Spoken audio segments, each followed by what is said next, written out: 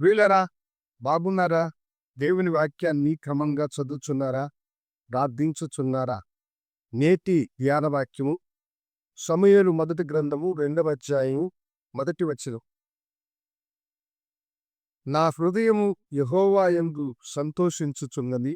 యెహోవా నాకు మహాబలము కలిగెను. సమూయేలు తల్లి అయిన హన్నా చెప్పుచున్న మాటలు ఇవి. నా హృదయం దేవుని యందు సంతోషించుచున్నది. దేవుని యందు నాకు మహాపరము కలిగినది అని అంటున్నది. ఆమె ఈ లోకములో గుట్రాలన్న ముద్రతో అనేక దినాలు తనలో తాను క్షీణించిపోయి ఎలాంటి సంతోషము ఆనందము లేనటువంటి స్త్రీగా ఆమె కనపడింది.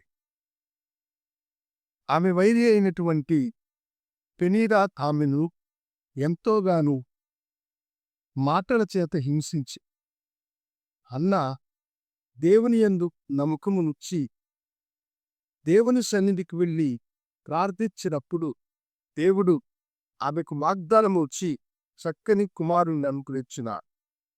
ఆ కుమారుణ్ణి అనుగ్రహించినప్పుడు ఆమె మనస్సారా దేవికి కృతజ్ఞతాపూర్వకమైనటువంటి కీర్తన రాస్తూ ఆ కీర్తనలో ఆమె చెప్పేటువంటి మాట ఇది. నా హృదయము యెహోవా యందు సంతోషించుచున్నది. యెహోవా యందు నాకు మహాబలం కలిగింది అనెను. నీ హృదయము దేవుని యందు సంతోషించితే దేవుని యొక్క మహాబలము నీకు పొందుకుంటావు.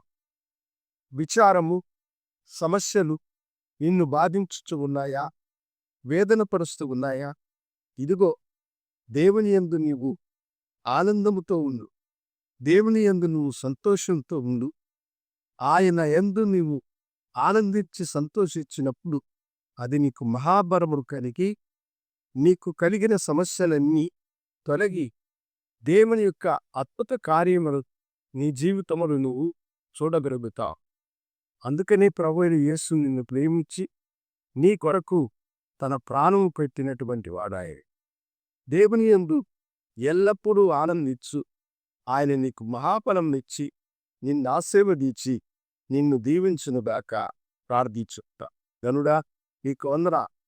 నీ బిడ్డలు నిన్ను బలపరిచి మహిమపరిచేయటం వారి మహా ఆనందమును అనుగ్రహించి వారికి బలమును అనుగ్రహించుట యేసు నామమున పెట్టుచున్నాను తండ్రి.